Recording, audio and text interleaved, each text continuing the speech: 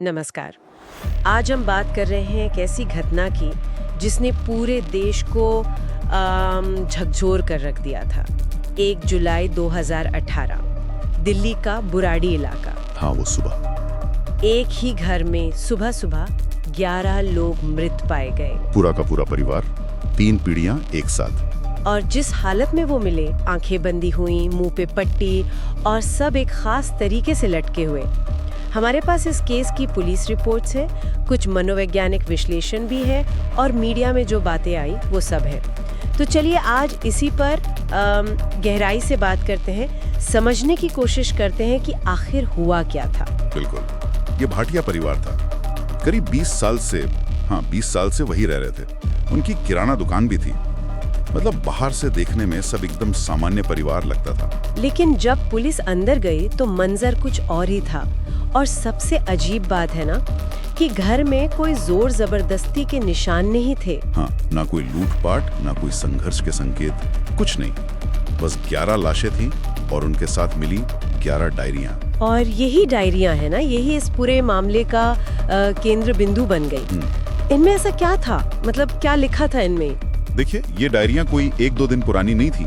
पिछले 11 सालों से लगातार इनमें कुछ न कुछ लिखा जा रहा था। और इनमें बड़े विस्तार से एक खास किस्म की, आप कह सकते हैं, तपस्या या अनुष्ठान के निर्देश थे। तपस्या किस लिए? बातें थी आत्मा की मुक्ति की, किसी ऊपरी शक्ति या जिसे वो बाबा जी कहते थे, उनकी कृपा पाने की। और सिर्फ पूजा पाठ ही नहीं, मतलब रोजमर्रा के काम कैसे करने हैं, दुकान कैसे चलानी है, बच्चों की पढ़ाई, शादी ब्याह, सब कुछ डायरी के हिसाब से। हाँ, और साथ में ये भी कि पूजा कैसे करनी है, क्या पहनना है, कौन से रंग के कपड़े, और फिर वो आखिरी अनुष्ठान, उसमें आंखों पर पट्टी कैसे बांधनी है, रस्सी का इस्तेमाल कैसे और कब करना है, सब बहुत विस्तार से लिखा था। बाप रे! लेकिन ये निर्देश दे कौन रहा था? ये बाबा जी कौन थे आखिर? कहीं कोई बाहरी व्यक्ति तो नहीं था? नई डायरियों के हिसाब से तो ये निर्देश परिवार के ही छोटे बेटे ललित भाटिया को मिल रहे थे। ललित को? हाँ। कैसे? उसका दावा था कि उसके पिता, जिनकी मौत करीब 10 साल पहले हो चुकी थी, उनकी आत्मा उससे बात करती है और निर्देश देती है। वो कहला था कि पिताजी रास्ता दिखा रहे हैं। और परिवार ने ये मान लिया? धीरे धीरे हाँ। ऐसा लगता है कि पहले शायद कुछ हिचक रही होंगी, लेकिन वक्त के साथ पूरा परिवार ललित की बातों पर गहरा यकीन करने लगा। तो फिर पुलिस की जांच किस तरफ गई?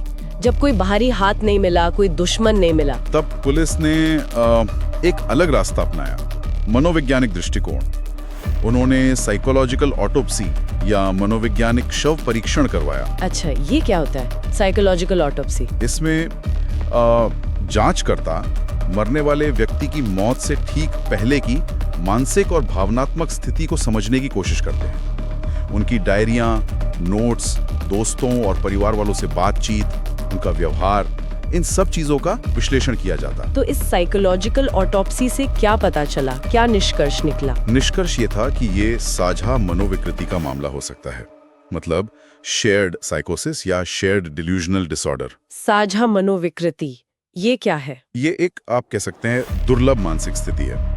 इसमें होता यह है कि एक व्यक्ति जो शायद किसी भ्रम या गलत विश्वास का शिकार है, जैसे इस केस में ललित, उसके वो भ्रम धीरे धीरे उसके करीबी लोगों को भी सच लगने लगते हैं। खासकर अगर वो लोग एक बंद या अलग थलग समूह में रहते हों, जैसे कि एक परिवार। मतलब ललित के मन का वहम या जो भी वो सुन रहा था, वो पूरे परिवार का सच बन गया। हाँ, ऐसा ही लगता है। ललित शायद एक तरह से परिवार का मार्गदर्शक बन गया था, पिता की आत्मा से निर्देश पाने वाला माध्यम।